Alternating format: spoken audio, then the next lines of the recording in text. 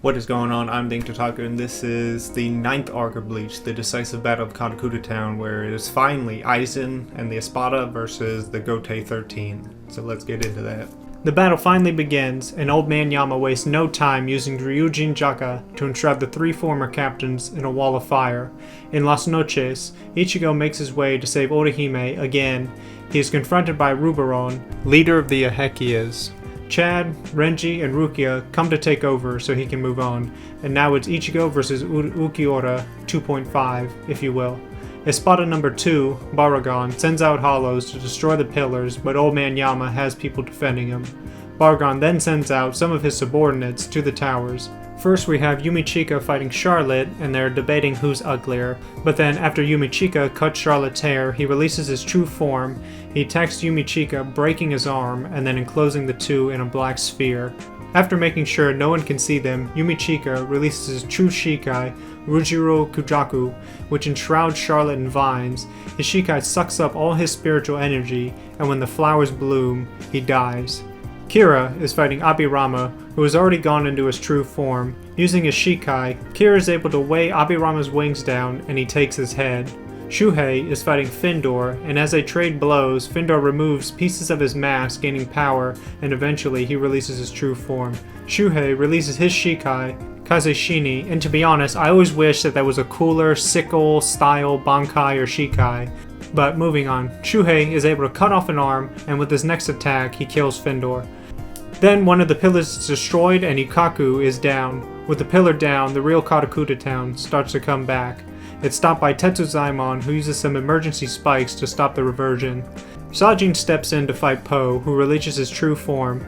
He attacks Sanjin, which is not only strong enough to stop the punch, but is strong enough to also throw him. Sanjin then releases his Bankai and makes short work of Po. With that, the real battle begins. Rangiku starts to fight Espada number 3, Haribel's subordinates. She releases her Shikai, but it is ineffective.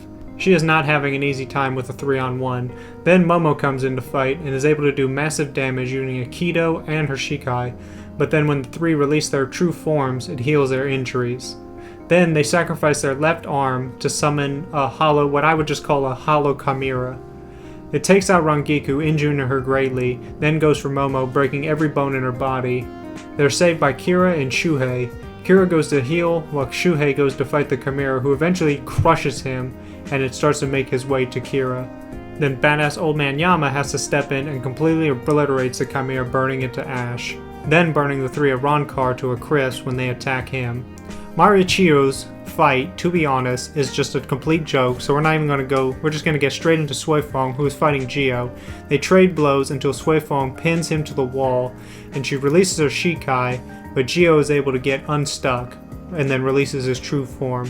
After saying that she's been just gauging the power of an Arrancar, she stops playing around. Gio powers up into his battle form, but Suifong still kills him in an instant. Shunsui has been trading blows with Espada number 1, Stark, who knows that Shunsui is a dual wielder, and he eventually draws his Wakizashi. Jurichi, on the other hand, is just chillin' till Lilianette begins to attack him. He blocks her Seto with his bare hands, saying of all the Setos he's seen, hers is still very immature. With that, the fights with the top 3 Espada is about to begin, as the 3 begin to release some intense spiritual pressure. Alright, that is like the first half of the battle, you know, without Aizen or anything. But the only difference in the manga is when Haribel's 3 minions, I guess whatever you want to call them, summon the Chimera, I guess. I don't know if it's called a Chimera, but that's what it looks like to me.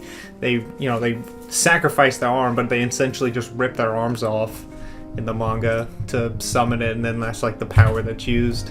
And then right after, you see that it gets Rangiku, and it doesn't do any damage in the anime, but you see here it literally rips a chunk out of her body, and then you can see because then the thing is just playing with something, but you don't see but in the anime, but here it's you can see it grab an actual chunk of her stomach, or side of her stomach, if that's what it's coming. It's just so. But that's it for that. Next is Next is the Downfall, which I don't know why it's so long when it's over so fast, but the Downfall is next. Otaku out.